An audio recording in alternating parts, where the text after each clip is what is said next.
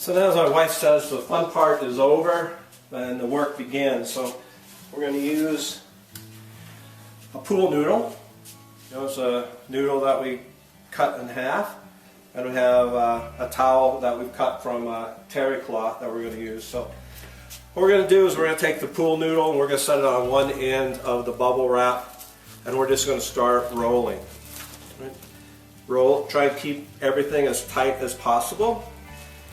You're going to see your fiber move. There's going to be soap suds and things underneath that and things. So, and feel free to press down on it to kind of keep it out. But that's where your water and everything is there. You may hear water start to come to the floor on the sound, but just roll it up. Try and keep the edges of your bubble wrap straight along the edge.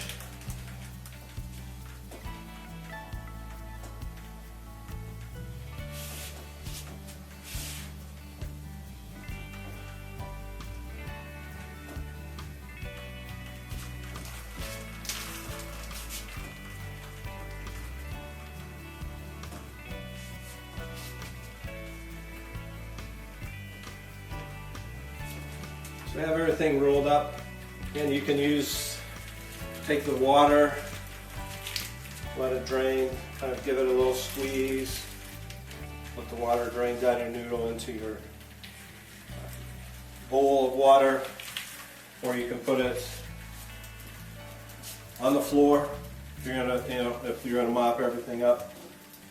Again, we just took a towel that's maybe 4 feet long by a couple feet wide, and we just used terry cloth. We bought some terry cloth in bulk. So take your rolled up noodle and bubble wrap, and again roll it tight. Get it as tight as you possibly can in rolling it up. Now, might put some water right there. This next step is really an option, whether you want to or not.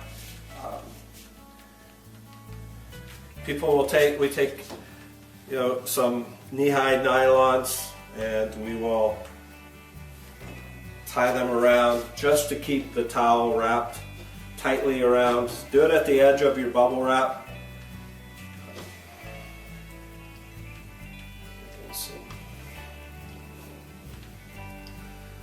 That now, again, that's a personal decision of whether you want to or not. So we're ready now to start the felting process, which actually started because of the water and the soap and the light pressure that we've applied. But now we're just going to start rolling this.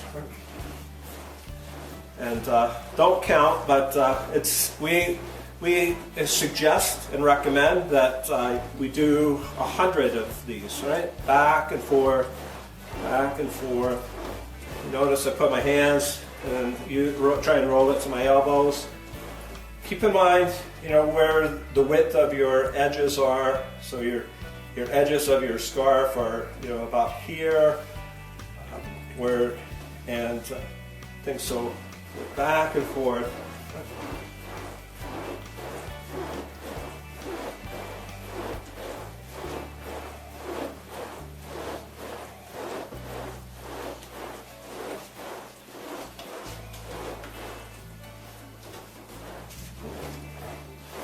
You can just keep working it. Put your arms, use the back, whatever. It's actually pretty good exercise for your back. Things.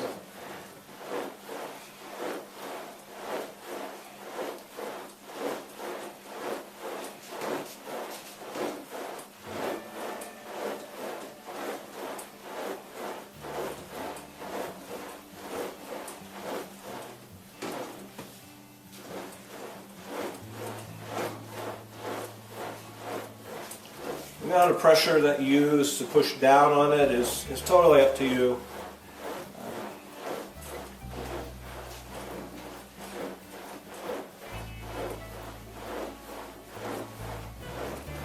definitely no need to put your whole weight on it, but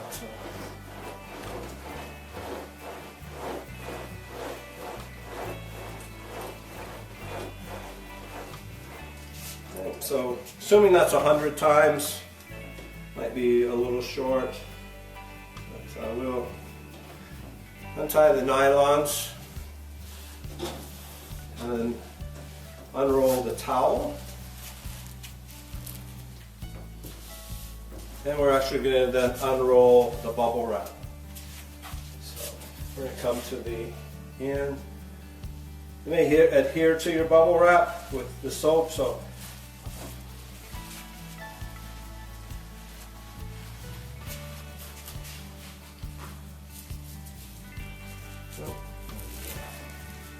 this is starting to shrink a little bit. It will shrink the way that, in the direction that it was rolled.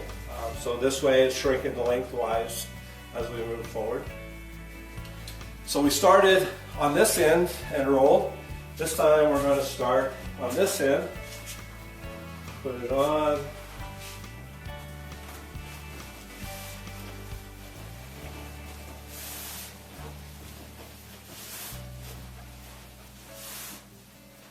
There's some yarn that's not felting, so I'm going to put a little bit of fiber on that.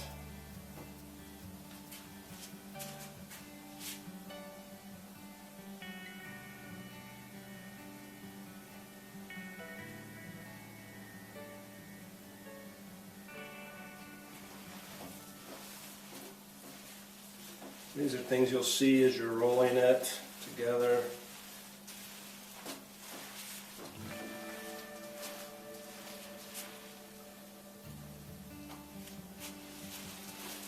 You know, have it rolled. We're going to roll it in our towel.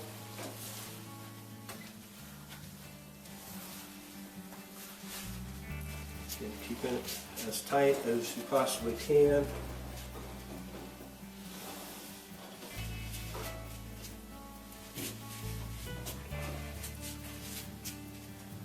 Taking your nylons.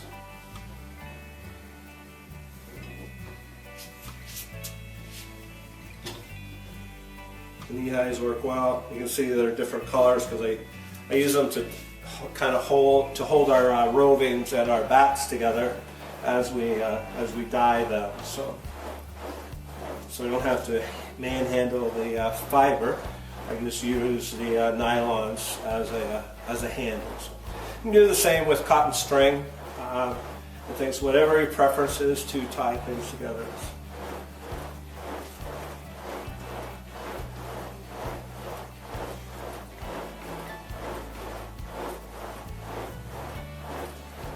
So every once in a while, I'll just kind of turn this over so to make sure that all the sides are being processed through the agitation process.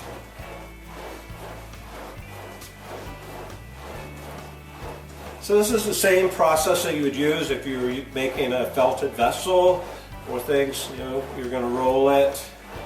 Help to use the agitation to help bring the felting together, bring the fibers together. So you have a little bit of pressure that's being applied as well as the agitation. We have the soapy water that's working into the process as well.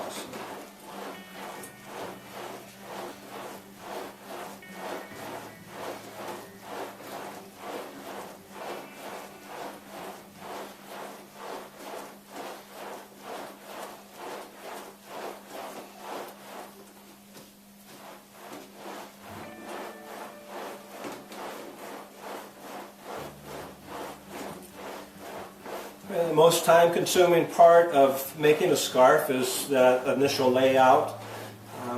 Going through the fabrics that you have, going through the yarns that you have, and putting some ideas together. So, based on the color of your base, what will help make it pop, and from a contrasting perspective, what complementary colors. And what yarns you may have, tinsel, fire star, mohair. wool. You can use, I have some wool locks that I'll use at times. I'm cautious of that because of the number of people that are allergic to wool. I don't want to be creating a situation where somebody buys a scarf and has allergic reaction because they think it's primarily alpaca and some fabrics. So.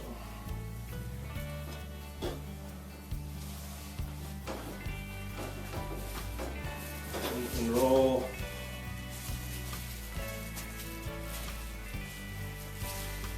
See the scarf is. Roll it.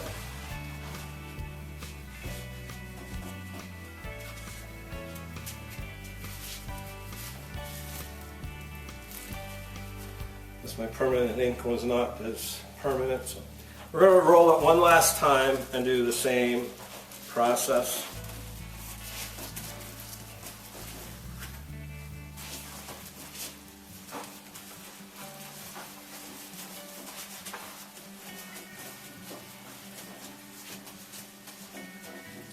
You can see as you're going through this that how well it's felting or not felting. This one is actually felting pretty good, but we just follow our recommended instructions.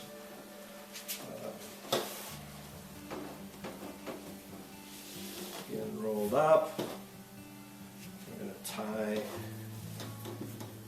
along the edge of the bubble wrap. So,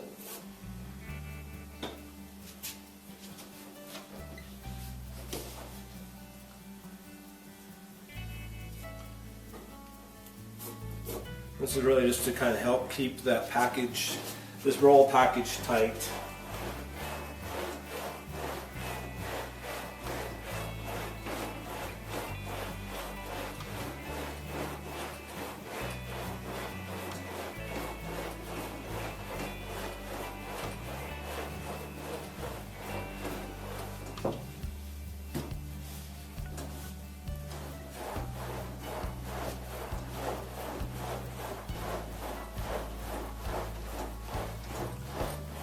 Hope you find this video informative, and if you have any questions, definitely feel free to contact us here at Chimera Ranch.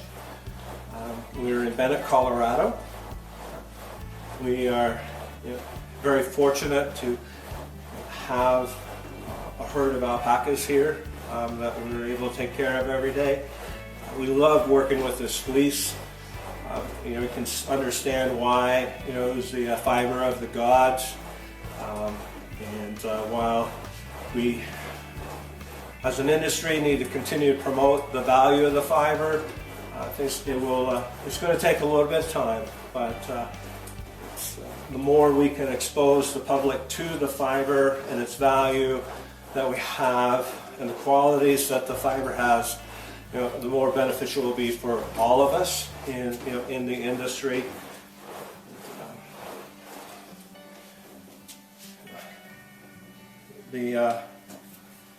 Take classes, go visit farms, right? This is an instruction video that can't replace hands-on training or efforts. So if you have a fiber guild in your area and they're offering a class, or if there's a local farm that's offering a class, by all means take the time, go visit, participate in the class, learn about felting, both wet felting, needle felting. If you have somebody has a needle felting machine, maybe rent some time with them and see what the needle felting process can do to create fabric. That then can be cut, can be sewn, and made into garments from that process. Get a spinning wheel, learn to spin, learn to knit, learn to crochet. Just have fun with the fiber, as it's the basis of our industry.